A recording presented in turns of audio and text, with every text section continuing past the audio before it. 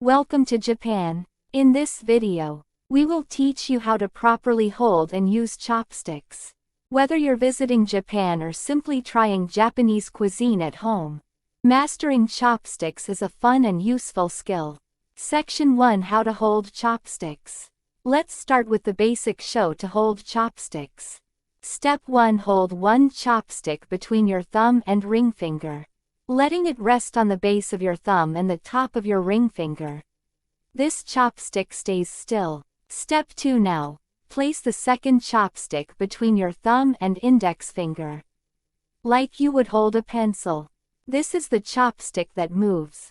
Step 3: Practice moving the top chopstick while keeping the bottom one steady. The motion should feel natural, as if you're pinching something with your fingers. Section 2: How to pick up food. Now that you know how to hold chopsticks, let's try picking up some food. Step 1: Gently place the tips of your chopsticks around a piece of food. Step 2: Slowly apply pressure by moving the top chopstick downward to grip the food. Step 3: Lift the food carefully and bring it to your mouth. Remember, it may take some practice, so don't worry if it's tricky at first.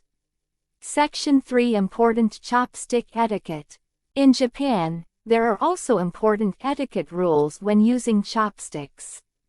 Never stick your chopsticks upright in a bowl of rice.